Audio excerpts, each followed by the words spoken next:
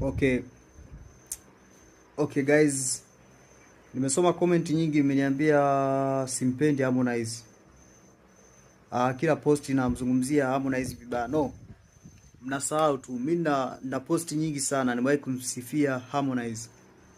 Tatizo niliona reaction sipati ile kubwa kama ambao nikimsifia Diamond na watu wengine. Ila point yangu ni hapa.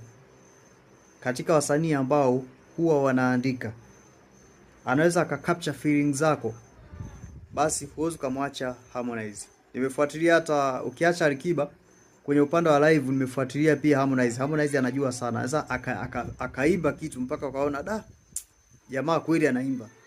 Ukimwacha Harmonize, kuna msanii anaitwa Ibra.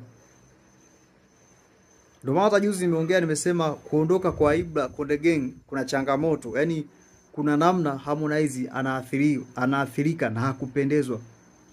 Sikumuongelea kwa ubaya, niliongea reality. Ni sawa na Mbosso kuondoka WCB, kuna gap linatokea. Uandishi wa Mbosso ni balaa. Yaani Mbosso ni msanii ambaye anaweza akaamua akakaa na Diamond wakatoa hit wakiwa pamoja.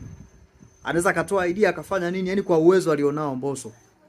Ni sawa the same to Rayvanny. Rayvanny pia alipokuwa WCB, kuondoka kwake pia kuleta shida. Yaani kuna wasanii wako blessed, wana namna yao tu ya maisha.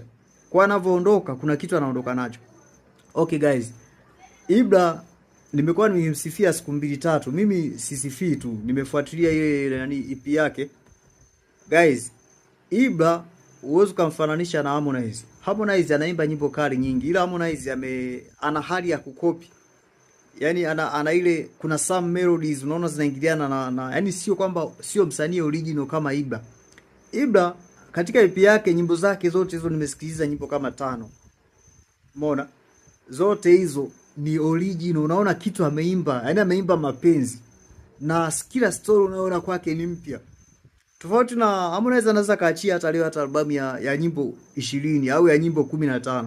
Ukiangalia zote zimesample, tena Harmonize ana sample nje. Yaani ana sample kwa wasanii wa nje ambao sisi tunakuwa hatujui. Lakini kwa ambao tunafuatilia tunakuja kugundua kwamba no, mbona hii melody inatoka you got me falling in love. Unakuja kufuatilia unakuta imetoka kwenye ngoma za mambele huko. Kwa hiyo mimi kwenye upande wa Ibra nampa credit ya 100%. Harmonize nakuja nampa hata 60% zinatosha. Kwa hiyo sio kwamba namzungumzia kwa ubaya, no.